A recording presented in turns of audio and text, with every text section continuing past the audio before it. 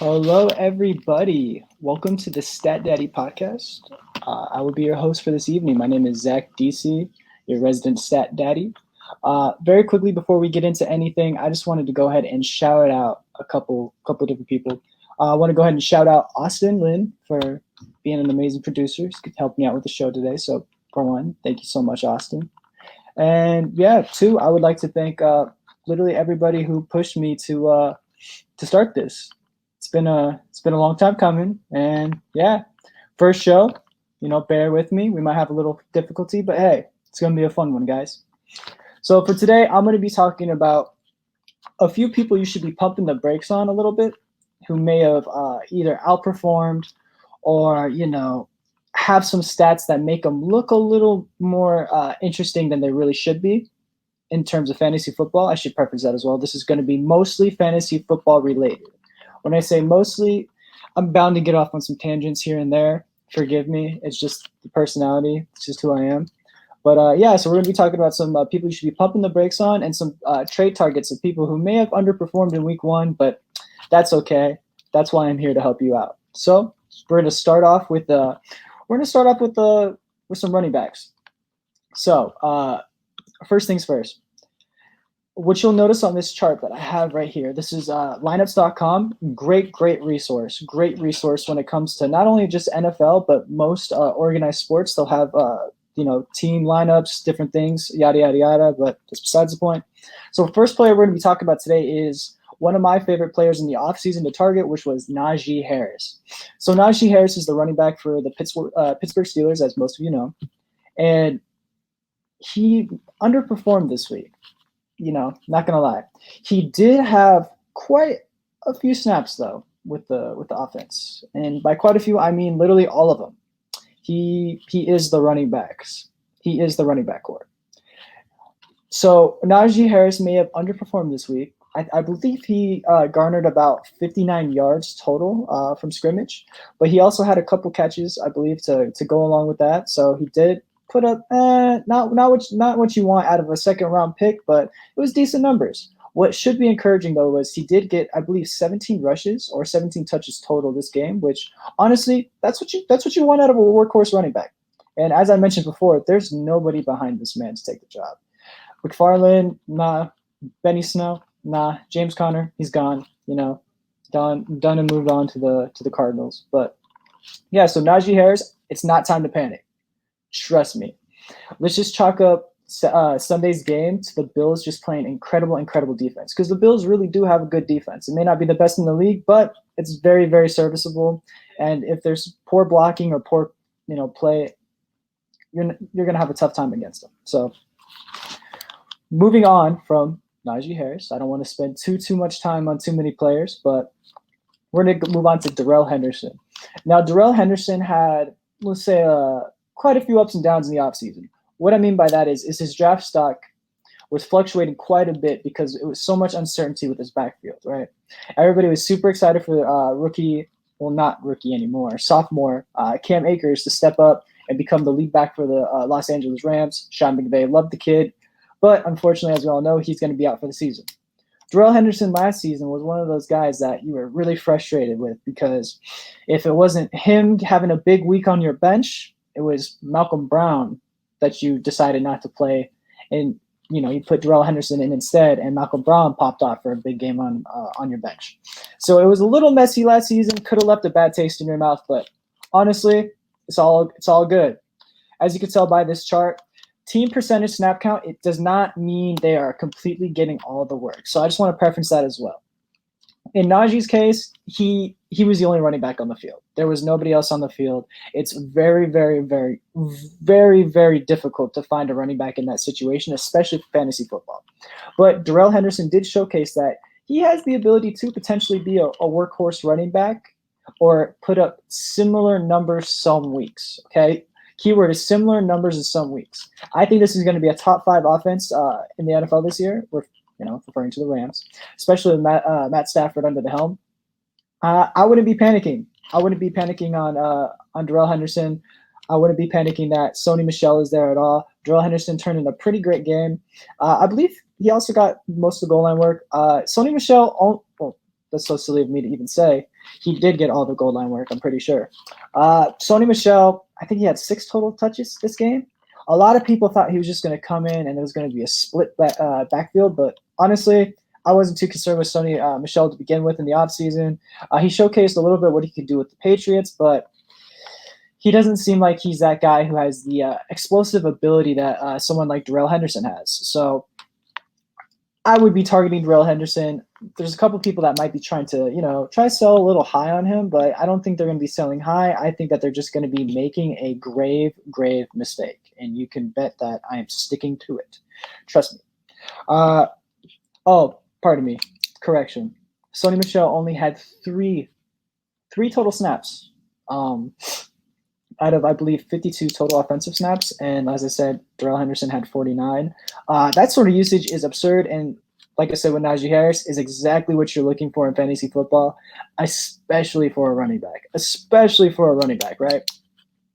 So during the game, we did also see a little bit from running back David Montgomery on the opposite side of the ball with the Bears. And I just want to throw this out here real quick. David Montgomery leads the NFL in games of consecutive 18-point games currently, with 7 games spanning all the way from last season. So essentially what this means is out of the last 7 games that this man has played, he's put up at least 18 PPR fantasy points. Pretty absurd, especially whenever it's coming from a Bears running back, whenever the Bears aren't really held to a high standard as far as their offense goes. They have a lot of potential, especially with Justin Fields potentially becoming their lead quarterback. But with Andy Dalton under center, you really shouldn't worry about Fields. Sorry, not Fields. You shouldn't really have to worry about Fields stealing too many goal line touches. They're going to be using him similar to how they use Taysom Hill in the New Orleans offense. So I wouldn't be too worried about that at all. I think David Montgomery is going to be a lock and load, always for sure start running back, similar to how Darrell Henderson is. Okay, so let's just be a little smart. I'm going to try not to get ahead of myself because there are a couple more pass catchers on the Rams I would like to talk about. And honestly, I'll just get it out of the way now.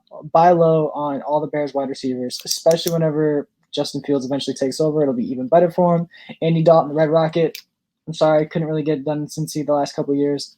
Don't think he's going to be sticking with the Bears as their starter for much, much longer. It'll take a lot of overperforming for them to, in my opinion, keep him. But hey, we've seen the Bears do stupider stuff in the past. So, it's all good. But moving on, we're going to be talking about Alva Kamara with the New Orleans Saints. Now, Alva Kamara, everybody knows the name. He should be a top 3, top 4 off the board running back in every single draft. Doesn't matter if it's standard, PPR, half PPR. I'm going to withdraw that comment just in case. So, but in half PPR and PPR formats, Alvin Kamara should for sure be a top 3 pick.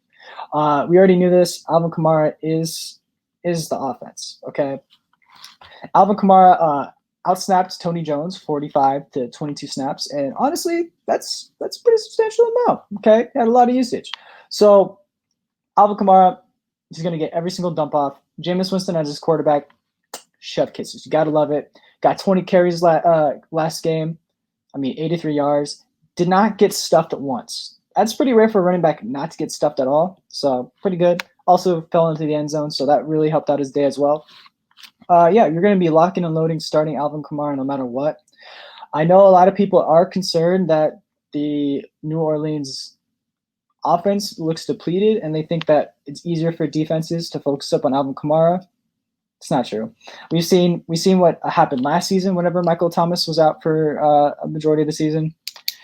Alvin Kamara is the team, okay? I don't know if anyone remembers his Christmas Day performance, scoring like 4 or 5 tutties, helping champions all around.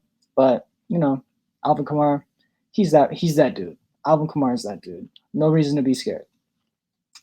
Moving on, I'm sorry. We're just going to pass over the Packers' Aaron Jones. You shouldn't be worried at all. I just want to say this now. The Packers are not going to turn in as poor of a performance as they did last Sunday. No way in hell. I'd put all my money on it. Not very much, but all of it for sure. Putting all of it on. Aaron Jones, stud. Don't panic. Don't sell low. If anything, I would try to be buying as many pieces. Well, let me take that back. I'd be trying to buy him, Vontae, and Aaron Rodgers at a cheaper price. Trust me, that shit will not happen again. But yeah, anyways, we're gonna move on to something a little more controversial. We'll be moving on to the Denver Broncos running backs right now. So it was almost an exact 50-50 split. Javonte Williams actually outsnapped Melvin Gordon 34-32. A couple people may be surprised, Devonta Williams is getting so much work so early, but what do you expect? Okay, Denver Broncos trying to bring the new guy along. I would have used last game because I believe Melvin Gordon turned in a pretty good performance.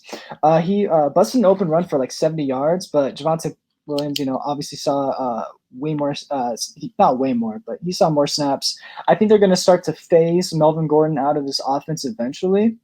So I would capitalize now and just sell Melvin Gordon for anyone who's hurting that running back. Maybe somebody who, Raheem Mostert went down for him. Somebody who has James Robinson. There's a lot of uncertainty as far as James Robinson goes in this season so far. So I'd be trying to move Melvin Gordon as soon as possible. Okay. On the opposite side of the ball, Saquon Barkley playing for the Giants. Saquon's coming into the season injured. What I like to always say for fantasy football, do not draft injured players because injuries will find you. They will find you, okay? Especially if you play in multiple leagues, you're bound to have a couple players out at some point in the season. So if you did take Saquon Barkley, it's not the worst thing in the world, okay?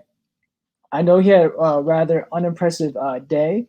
I think he played 29 snaps. I want to say he had 26. I believe he had 26 yards on like 10 carries, like 2.6 yards a carry. Something really minuscule like that.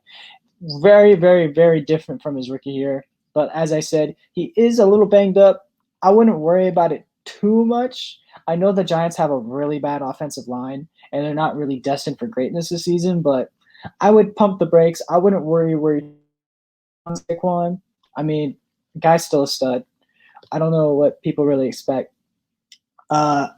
He may not return that first round, end of first round, beginning of second round, value that you took him as, but he still should be a relatively good player once he gets back under his feet. Okay, this man hasn't played football in a very, very long time, coming off that injury. So, let's try to pump the brakes a little bit. Let's try to pump the brakes, right? But next up, somebody that a lot of people are getting worried about, Clyde Edwards-Helaire. Now, Clyde Edwards-Helaire outsnapped the rest of the backfield. I believe he had 47 snaps. I want to say Jerick McKinnon only had 4. Darrell Williams had 13 or 14 carries. I know Clyde Edwards-Helaire didn't put up the best performance. He ran the ball about 14 times, I believe. Yeah, I want to say 14 times. Didn't have the most yardage. You would like to see more out of him, especially on a Chiefs offense that's just, destined to blow up. But, hey, I would buy low on Clyde Edwards-Helaire. A lot of people are undervaluing him. I know he was disappointed in his rookie season last year, especially with certain people taking the first and second round. We all know he did not retain that value at all. So, I'll probably pump the brakes. Don't worry too much, okay? This man is a stud. Let's just keep that in mind, okay? The game script really didn't go his way this week. I know people didn't expect the offense to come out swinging. They did, so they weren't necessarily playing. The Chiefs weren't playing from behind per se for a lot of the game, but they did need to air it out. Okay, and let's just talk about it right now. Okay, this is pretty impressive stat. I know we're not talking about pass catchers yet, but oh my goodness, Tyreek Hill, 15 targets, 11 receptions. I believe he had 197 yards, almost 3 yards off a 200-yard game. This man has a 39.5% threat rate. Now, what is a threat rate? So, in the simplest of terms, I have it written down right here. It's the percentage of times a player was targeted on aimed passes. So, Patrick Mahomes, 4 out of 10 times is going to be, which is 2 out of 5, is going to be airing it out to his boy Tyreek. I mean, come on. Why wouldn't you? You have the cheetah. This man can dust almost anybody in the NFL. I mean, we all seen what he can do. real quick, I know what happened in the Super Bowl against the Bucks, but once again, pump the brakes, pump the brakes a little bit. You feel me? Tyreek Hill's a stud, and he's gonna command that. So it's gonna be very. But with that being said, it's gonna be very frustrating for certain Clyde Edwards-Helaire owners who continuously see Patrick Mahomes air the ball out to Tyreek Hill or to Travis Kelce instead of dumping it off to a Clyde Edwards-Helaire. But hey, Clyde Edwards-Helaire, the game script should be way, way better in the future. Okay, so I wouldn't worry too much. I know I'm spending a lot of time on running backs, but honestly, running backs are my favorite pieces of a team. I'm one of the firm believers of smashing early running back when it comes to drafts. Running backs do tend to go down pretty often in fantasy football, and you never know when, obviously. So it's good to have quite a few of them on deck. So I just want to get this out of the way as well. Opposite side of the ball, and I'm saying that phrase a lot, opposite side of the ball, but hey, it's so hard not to talk about running backs. So good, and there's so few of them. But the Browns, Nick Chubb, absolute monster. 15 carries, 83 yards, 2 tutties. I believe he had 6 avoided tackles. Also had caught both of his targets, which, hey, we'll take it, right? Anytime Nick Chubb is catching the pass, gets your Chubb a little excited. Sorry, lame joke. Moving on, though. Nick Chubb, Kareem Hunt. I believe they split snaps pretty close. I believe there was about 50 or 59 to 60 offensive snaps. I know Nick Chubb was in on 31 of them. I don't have the numbers for Kareem Hunt off the top of my head, but I think it was something along the lines of 26 or 27 snaps, maybe 28. Like I said, I don't know. I just remember it was in the mid to high 20s, which is really good still, really good. I think, Kareem Hunt will retain his value. We all know who he is. He is a stud. He has an unfortunate past that led him to, losing the title as the lead running back for the Chiefs. We all know what he did his rookie season, yada, yada, yada. Boy, start both of them with confidence. I don't believe Kareem Hunt's going to be eating into Nick Chubb's workload all that much. I know Kareem Hunt looked amazing. He always looks amazing, guys, okay? So keep this in mind. Last season, Kareem Hunt was better whenever Nick Chubb was also on the field, taking away some of that pressure, okay? When you have Nick Chubb and Kareem Hunt in that backfield, it's very, very difficult for any one team to stop that an entire game, okay? They're very, very violent runners, very hard to stop. Boom. Stay positive, okay, guys? Okay, so unfortunately, we're getting to the Dolphins and Patriots matchup. Why am I saying unfortunately?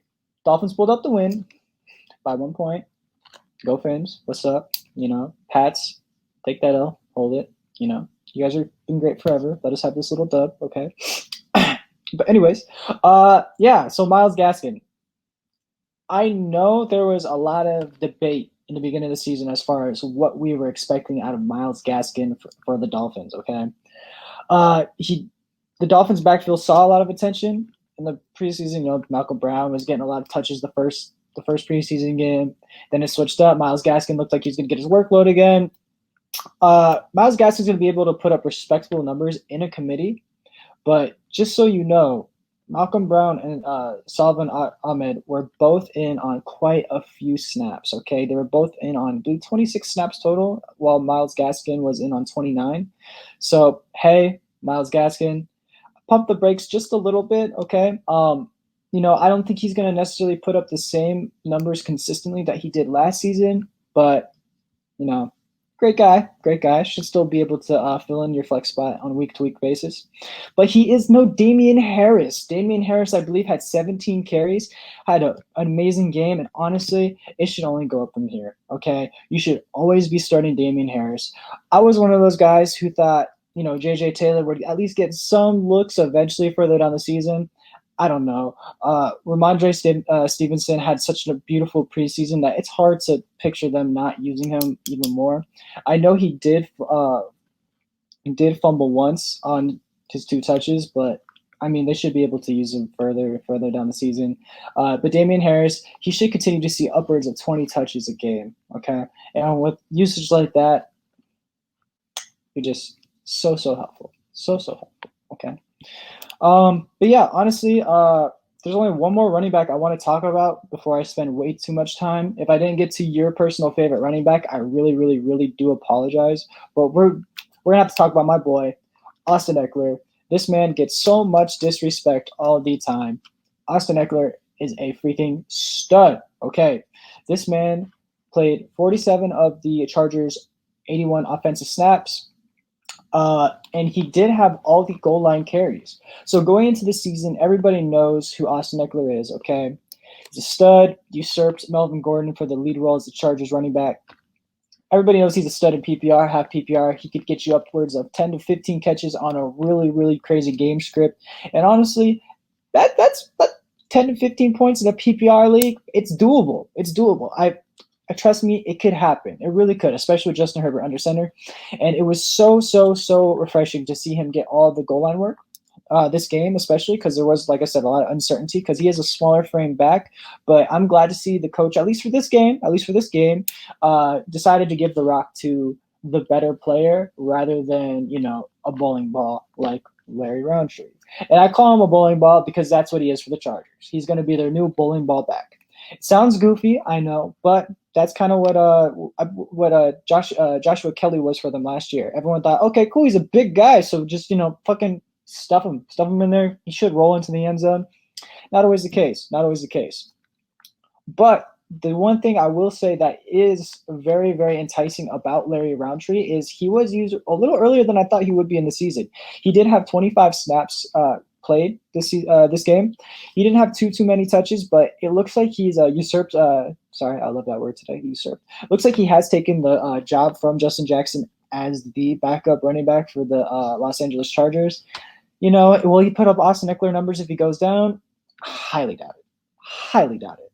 But can't get mad at it. Really can't. So if you're in a deeper league or, if anything were to happen to Austin Eckler, I feel Larry Roundtree would be the running back to pick up, at least for the time being. As I said, I do not have very much confidence in him. I honestly think he's sorry for saying it, but his pro footballer profile doesn't make him seem like he's the craziest stud. He's not the greatest thing since fucking sliced bread. So don't get too hyped, but it was very encouraging to see that. But yeah, so moving on. Well, before we move on to our tight ends, okay? Before we start moving on to our tight ends, let's just take it back a few steps, okay? So this is what we're gonna do. We're not gonna be freaking out, okay? We're not gonna be freaking out about Naji Harris. Mans is a certified stud. Trust me. Will he put up the most elite numbers, fight for a top 3 spot? I highly doubt it this season. I highly doubt it. But trust me, this man is getting all the work as far as running backs go for the Pittsburgh Steelers because he is the backfield, okay? So yeah, honestly, that was my biggest takeaway is do not panic on Naji Harris. I have a lot of people trying to sell high on him. Or not even sell high, just trying to get something back for the draft capital they put into him. Guys, it's week 1, okay? And before we move on to tight ends, once again, there is one more. I know. I lied. There is one more running back I do want to talk about, okay? Now, this man, very well known, very high profile. You probably spent a first-round pick on him, probably a top 5 to 9 pick in your league this year. Ezekiel Elliott. Ezekiel Elliott for the Cowboys. Shout out Austin. Huge Cowboys fan. Thank you for helping me out once again, producing the show. But anyways, Ezekiel Elliott, calm down, guys. I'm a little concerned, not going to lie, a little concerned, but no reason for you to start freaking out. He did play arguably the best run defense in the league so far this season. Yeah, Bucs are tough, okay? Super Bowl champion, Bucs defense. It's going to be hard to get around. I know he didn't look as explosive as you would like. Guys, that's because you watched Hard Knocks and he was going against the Cowboys defense in practice and shit. Okay, guys, like, come on, calm down. But yeah, don't freak out too much. Last season with Dak Prescott under the helm for the first 5 games of the season, he was popping off, okay? So for right now, let's just chalk it up to bad game script. Trying to keep him fresh. Whatever you want to tell yourself to sleep at night. But hey, don't panic too much on Ezekiel Elliott as of yet. But anyways, guys, moving back on to tight ends. We're going to be moving on to tight ends. So there's very, very interesting thing that I want to show you right here, okay? Tyler Higbee and Logan Thomas. Okay, Tyler Higbee and Logan Thomas both. Okay, they both were on the field for 100% of the snaps. So why is this so important? Well, whenever it comes to the tight end position, it's very, very, very difficult to find a tight end who plays every single snap of the game. Okay. So, for example, Tyler Higbee played 52 of 52 offensive snaps this week. Okay. The amount of playing time alone can make him a top 10 tight end in fantasy, which honestly isn't too difficult, especially in like a half PPR league. But on a high-powered Rams offense, like I said before, with Matt Stafford under the helm, dude, he could honestly push for top 5 tight end this season. Don't sleep on him. I'm personally going to be starting him every week in the league that I have him. He caught 5 of his 6 passes that was thrown his way for, I think, 68 or 69 yards this week. So, hey, rock out with Higbee. Trust me, you will not be disappointed. Okay, now moving on to Logan Thomas. I know. Fitzmagic went down. It's not the best case scenario for the Washington football team. Sorry, such a goofy name.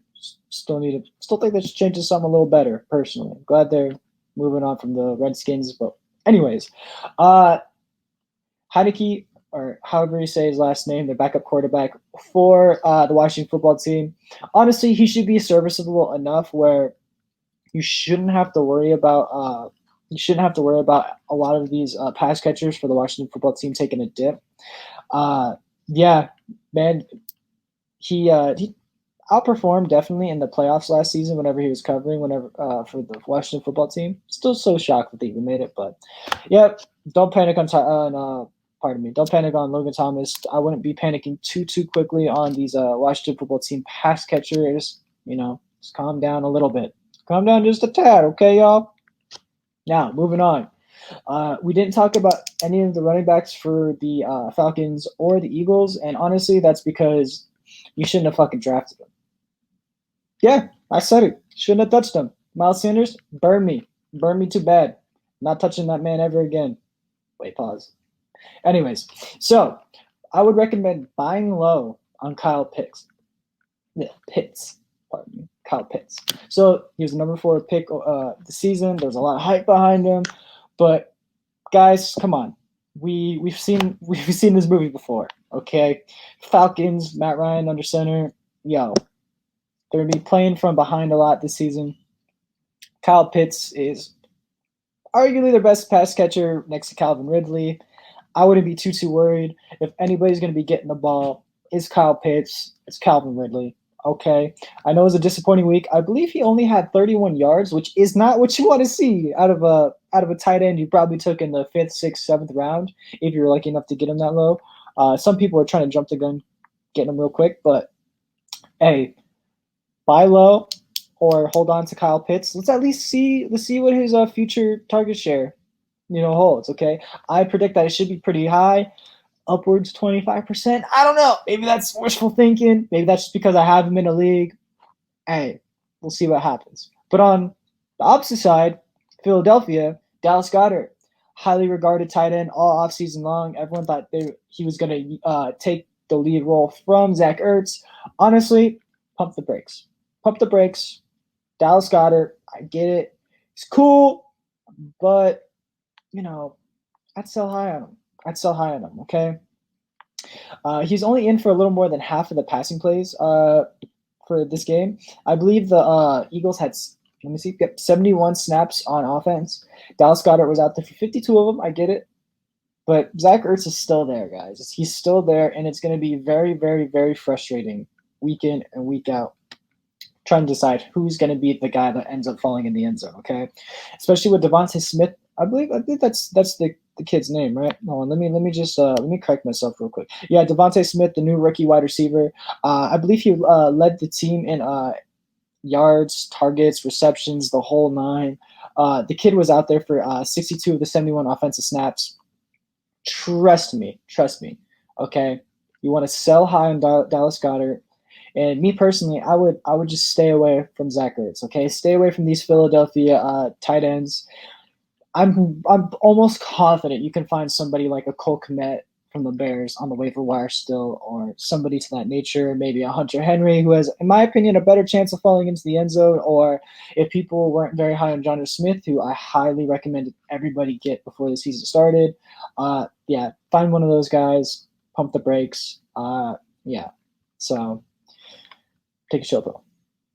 Also, real quick, just to knock some of these names out, taking a little long, spent a lot of time on the running backs, but hey, as I said, I'm biased, so forgive me. But I would definitely be dropping Eric Ebron of the Pittsburgh Steelers. Shout out to Chazzy Cade, Pittsburgh fan, die hard. Your boy Eric, you need to drop him, dog. Drop him, get him the hell out of there.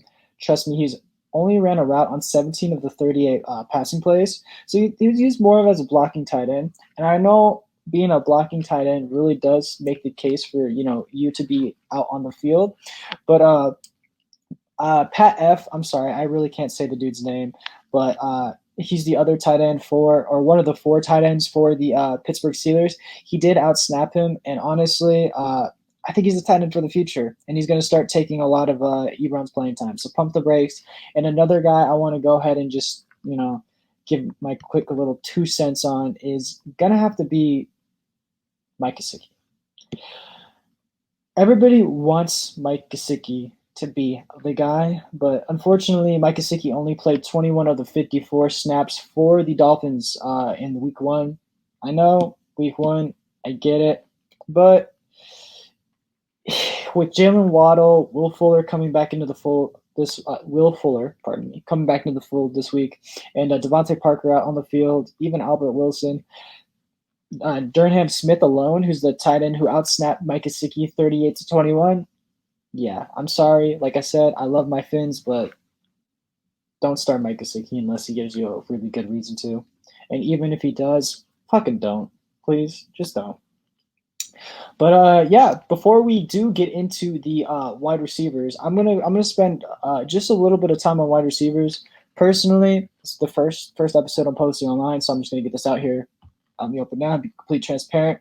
Wide receivers are the most replaceable position in fantasy football. Why, you may ask? Because there could be 2 to 3 serviceable wide receivers any given week on any given team that could put up the same numbers, okay? The difference between the wide receiver 15 and the wide receiver 30 on the week, honestly, isn't as big as the gap between the running back or the tight end, premium tight ends in their positions, respectively.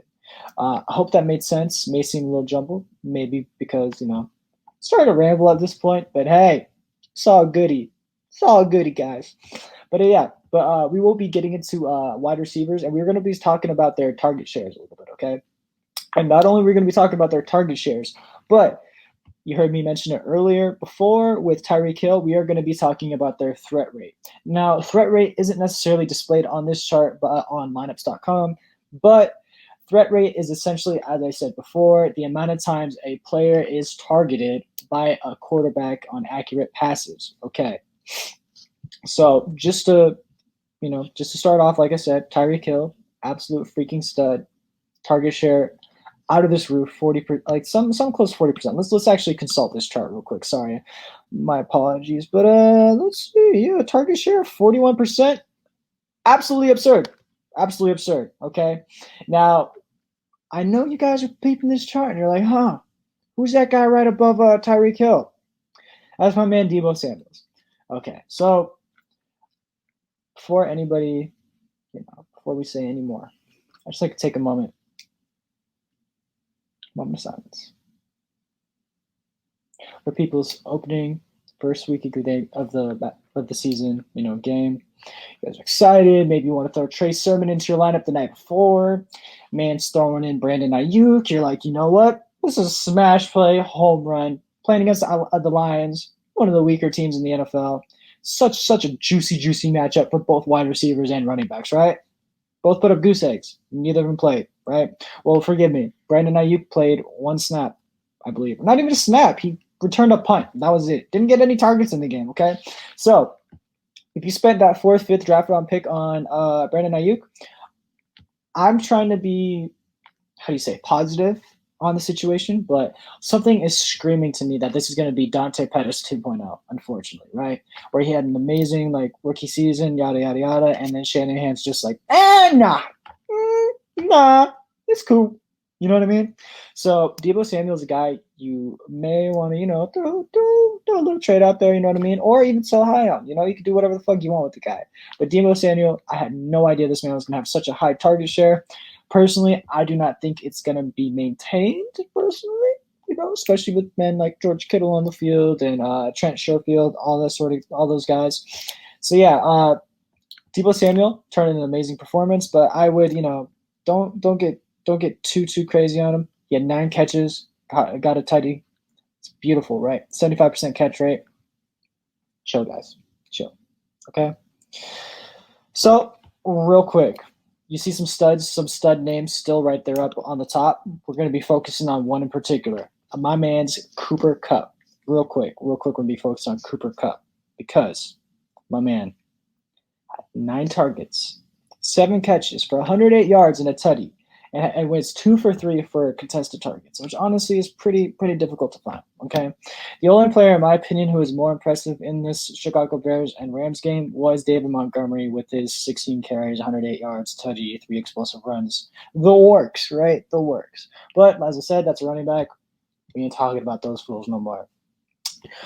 So Cooper Kupp's going to be a stud that you want to be starting every week. And honestly, I prefer him to Robert Woods.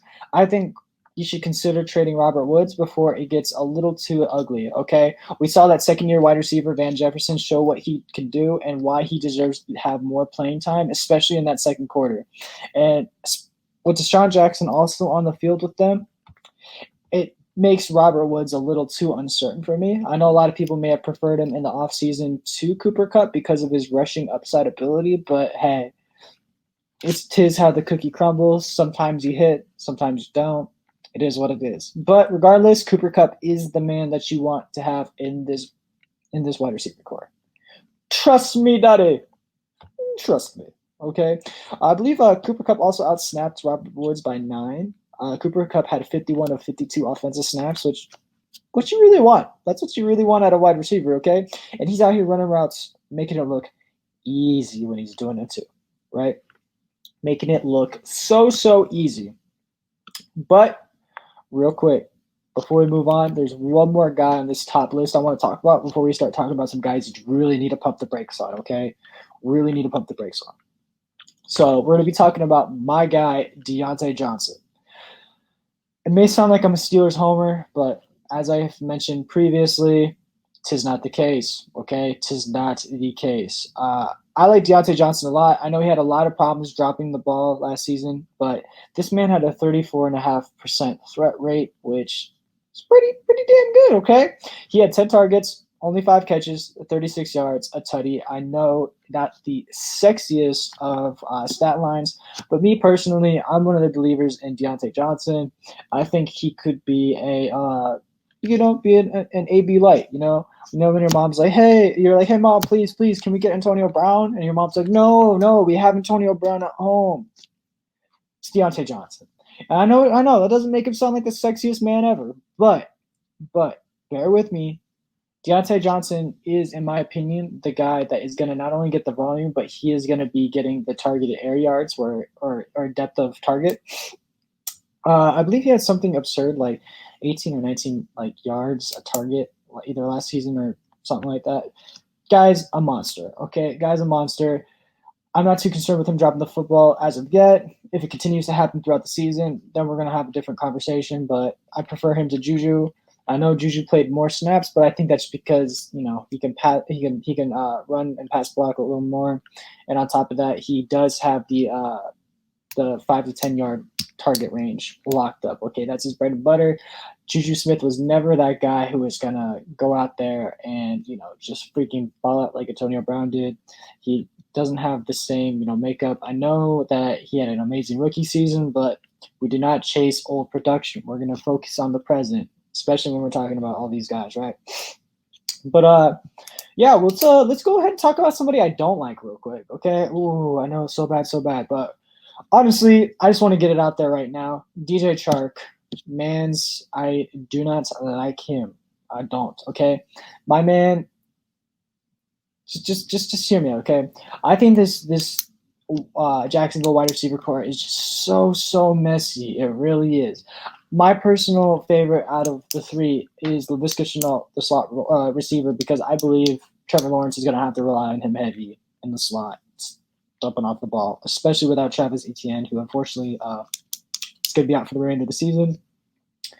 And I honestly think he's going to be taking a lot of the catches that James Robinson and Carlos Hyde should be getting. So I prefer Laviska Shenault. DJ Chark, though, did get 12 targets, made 3 catches, 86 yards and a tutty. Not the worst performance, I know, but there's some things here. There's a lot to unpack in my opinion. Okay, DJ Chark only had 4 catchable targets. I know, absurd. Everyone was super high on Trevor Lawrence, but whatever you want to call it, chalk it up the first game jitters, whatever. DJ Chark wasn't really getting the ball how he should have. Now, a lot of people will look at that and be like, "Oh, well, how likely is it that Trevor Lawrence is only going to throw him? 33% of the throws Trevor Lawrence makes to him are going to be catchable." Honestly, I don't know. There's been so many times where we're high on these rookie quarterbacks, and they may seemingly deliver in the beginning, but they're bound to fold. It's really hard to make it in the NFL, guys. It's super hard. But DJ Chark, he's one of those downfield guys. I see him almost more as like a Robbie Anderson type of player, or at least that's like kind of where he's heading towards. He's way better than that. Trust me, he's way better than that. But I just don't think that this Jaguars coaching staff is as capable and what's the word I'm looking for? Forgive me. It's on the tip of my tongue. But sorry, competent. Boom. Came right back. Boop, came right back. But yeah, I don't believe they're very competent. So I would definitely pump the brakes on DJ Chark. I prefer Laviska Shenault. I don't know if Trevor Lawrence is going to be making crazy throws to DJ Chark. Way better than as like a normal football player, but for fantasy purposes, we're going to pump the brakes. So since I hate trashing players, and I honestly feel like I did a trash job at trashing that guy, we're going to talk about somebody on the opposite side of the ball that I liked a lot this week, okay? Brandon Cooks. Now, if you were like me, aka, a little silly in the head, Brandon Cooks was probably on your bench. The man played 61 of 78 possible offensive snaps. He got 7 targets. Not the craziest target share, but this is where it gets juicy. Okay, his average depth of target was 19 yards. Okay, it's pretty good. Okay, if my man is making that catch, that means on average he's going to be scoring you 3.1 fantasy points per catch, right? So my man's turned 5 catches into 132 yards. Didn't manage to get in the end zone. But if we're being realistic, if if Brandon Cooks can, keep up this sort of production every week, you have to start him. And honestly, even in not so favorable matchups, he should be getting the volume that allows for him to be a startable fantasy football wide receiver. I mean, this guy, honestly, he's had 1,000 yards in the last how many seasons at least. So don't freak out about Brandon Cooks. I wouldn't sell high on him either. Keep him where he is. Start him every week. If you got him as your wide receiver 3 in drafts, I think you may have, or even farther than that. I think a lot of people got him as a bench wide receiver, honestly, in a lot of drafts because people were just so uncertain with this Texans offense, especially without Deshaun Watson. So potentially, I don't want to say anything, too crazy. It's just the first week, but Brandon Cooks could potentially be one of the steals of the draft. Okay. But honestly, another guy I have to talk about, and a lot of people are going to get upset, but hey, Corey Davis used to be a sin to mention, okay? If you got Corey Davis on your team, it was almost like a meme pick in the last couple of years. Corey Davis played 60 of 65 offensive snaps for the Jets. I know nobody wants a fucking Jet on their team. I get it. But he was seeing targets on 10 of 13 pass routes, okay? So his target share wasn't quite as high in week 1, but he remained very, very, very effective. Trust me, this man. What did he turn in? He turned he turned 5 targets into 5 catches for 97 yards and 2 tutties. Average depth of target 17 yards. 2 less than Brandon Cooks. Once again, could be one of those steals of the draft. Honestly, if you have him on your team, you have to start him. I'm sorry, but you do. In situations like the Texans and the Jets case, you should be starting their main guy because he is the offense. Zach Wilson is going to be looking for Corey Davis first on most snaps. Same thing with Tyrod Taylor with Brandon Cooks. So trust me. You want to start both of these guys in your flex every single week.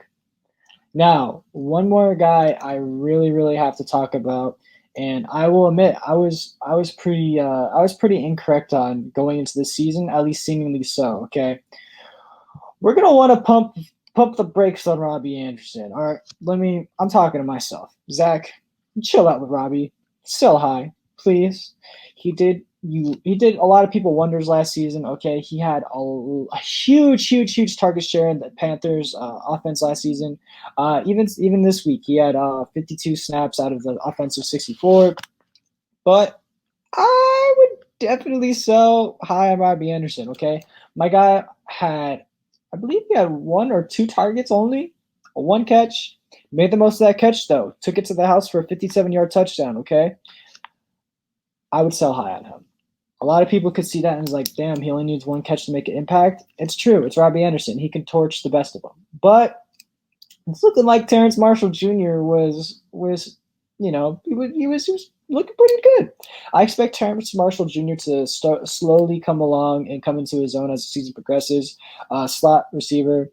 I think Sam Darnold's going to have a field day throwing to him in the second half of the season. I think he's going to overtake Robbie Anderson as the number 2 on the team. He may still remain in the slot, but he saw, I think, triple the targets and had double the catches Robbie did. So, I mean, what the dog? I'm getting a little nervous. That's all I can say is I'm getting a little nervous. DJ Moore should be fine. He's looking like a stud, high-end wide receiver 2, what you wanted him to be last year, but unfortunately he's hit or miss. Looking a lot better this season, definitely. But yeah, before I wrap up the show, there is one individual that I did forget to talk about, and I did promise that I would talk about at least one Lion. And there's only one Lion you really want this season, in my opinion. Deandre Swift, beautiful. I don't trust him. I really don't. A lot of people are high on him. I was pretty high on him, admittedly, in the beginning of the season. Even despite the injury coming into the year, but he's looking pretty good. Should be a must start running back 2. Not too many guys are going to play over him. Anyways, going off on a tangent, but my guy, TJ Hawkinson, absolute stud. I think TJ Hawkinson seriously has a case to try to push as like the 3rd best tight end in fantasy football this season. Okay, the Lions are going to be playing from behind, as you saw in the first week of the season, most of the season. Okay, Jared Goff looks pretty good. Targeted my boy TJ Hawkinson 10 times, caught 8 of those targets, turned 8 of those targets into 97 yards, almost 100 yards and a touchdown, and he gained 7 first downs. Bro, 8 of his 7 catches were for a first down. So you could be saying, hey, maybe one of those catches was for 3 yards. Whenever you're playing from behind, especially whenever you're a Lions player, especially towards the end of the game, you're most likely going to be running to hurry up a lot, okay? TJ Hawkinson had 78 of the 92 snaps in the Lions game. You hear that, right? 92 snaps. Lions aren't going to be throwing the ball this much. It's a lot high volume, but it may sound crazy, but I think TJ Hawkinson can retain that sort of production and that sort of target share in this offense, even without the Lions having 90-plus offensive snaps. Like I said, 92 snaps is pretty absurd, okay? I don't know how often that's going to happen.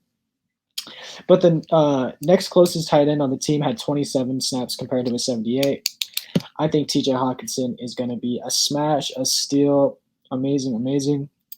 The only other guy that should be competing for pass-catching targets, Tyrell Williams, maybe. But then again, we've seen Tyrell Williams move around from team to team trying to be that guy, and it just really never happened. So, A, It is what it is. But yeah, TJ Hawkinson, love the man to death. Real quick, before I get out of here, I know a lot of you are screaming at the top of your lungs, Zach, what about the running backs for the 49ers? What are we going to do with that situation? There's so much uncertainty. And all I got to say is, yeah, I fucking know. I know, okay? It's so hard to trust a Shanahan running back, but I will say something, okay? I will say something, and I will admit this. In most of my leagues, I dumped the majority of my fab budget into Elijah Mitchell. Okay, Elijah Mitchell was a 6th-round pick, rookie running back for the 49ers. A lot of people assumed Trey Sermon would be the second on the food chain next to Raheem Mostert and would take over if and when, because everybody knows Raheem Mostert always gets injured. I'm sorry, but it's just a fucking fact. Y'all are chasing some bullshit, okay? This man's knees are made of fucking, I don't even know, glass, okay? I hate to fucking say this because I love Derrick Rose so much, but him and fucking Raheem Mostert got the same body makeup, dog. Just fucking glass bones, paper skin. They're not made to last, okay? With that being said, Elijah Mitchell came out here, made the most of his opportunity. Everybody thought Trey Sermon was going to be the guy who'd be backing up Mostert, but whenever Mostert went down, it was Elijah Mitchell ran fucking rampant. He was out there for 35 of the 55 offensive snaps. JaMychal Hasty was only out there for 16, and Raheem Mostert, like we said, snapped his shit, only out there for 4 snaps. Elijah Mitchell made the most of his performance. He had, I believe, 19 carries for 104 yards and a touchdown. I will say this. It's hard to trust a Shanahan running back, even dating back to his father's time. But I don't know if y'all recall Alfred Morris, his rookie year. Okay, I've heard legends, tales passed on from the generations before me, right, about Alfred Morris's rookie season. Everyone assumed it was just going to be another Shanahan family running back. You feel me? Nothing to get excited about when he came and blew up week 1. End of the season ended up being rookie of the year. Now, do I think that's going to happen with Elijah Mitchell? Honestly, I don't know. Because Shanahan seems to love speed, okay? And that's why he loved Raheem Mostert so much, was for his elite speed. I believe the man ran a 4.33 40, which is absurd. Okay, that is elite speed. Elijah Mitchell ran a 4.34 40, I believe. I know, it's hard to believe, but I don't think this guy's very fantastic in any other aspect, but he does a lot of things well. Okay, in my opinion, he does a lot of things well. Assuming Raheem Mostert, misses the rest of the season, which I'm pretty freaking sure he is. I don't want to confirm that. I can't remember if I saw that today or not. It's been a long day. But Mitchell will probably be the most popular waiver wire target. If you didn't pick him up already, you should have. Dump your fab. I'm a firm believer in dumping your fab within the first 2 to 3 weeks of the season. By the end of the season, there's not too many guys that are going to be winning you your league on the waiver wire. And we're looking for league winners because you probably drafted pretty well, or you should have, okay? You should have drafted for the season long. You shouldn't have drafted for trading. None of that bullshit. You should have drafted your team with the idea in mind that, hey, this is who I want to go with. So with that being said, pick Elijah Mitchell up. No fucking idea what's going to happen with Trey Sermon, okay? We've seen this man, Kyle Shanahan, doesn't care about pedigree or none of that bullshit or draft capital, at least seemingly doesn't. So as far as Trey Sermon getting more work, I see it happening, but I don't know what's going to happen. For all we know, JaMychal Hasty can come out here and fucking run the league. We have no idea. But anyways, guys, I just want to say thank you so much for sticking around to this point if you have. Let me know what you want me to talk about on next week's episode. I'm going to be trying really, really hard to be recapping the entirety of games for next week. I'm going to have it a lot more organized, a lot more concise, a couple more charts on that I could put up, okay? But yeah, I appreciate you guys rocking with me. Talk about some of the guys I like, some of the guys I don't like. Some people you should buy low on, some people you should probably sell high on, okay? I know it's a lot of information to be taken in, and you're like, Zach, what makes your analysis, better than the next guy? Honestly, transparency. Okay? What I see, I let you know. I don't care about just the eye test. I don't care about just numbers because both could be deceiving. Okay? I do my very, very best to try to give you the most realistic outcome, okay? We're not playing players for their ceiling, okay? We're not paying for players for their ceiling. We want to get the most bang for our buck. Y'all feel me? Anyways, once again, I want to shout out Austin Lynn for being an amazing, amazing producer. Sorry if this episode ran a little long. I got carried away. You also hyped me up by letting me know I was doing pretty decent in the beginning, so thank you. But yeah, thank you for everybody who tuned in. Thank you for everybody who pushed me to even start this. And like I said, next week, it's going to be a better show. Promise. And from there, we're only going to go up. So once again, I'm your residential Stat Daddy DC. This was the Stat Daddy podcast. And yeah, have a good night. Love you guys. Peace.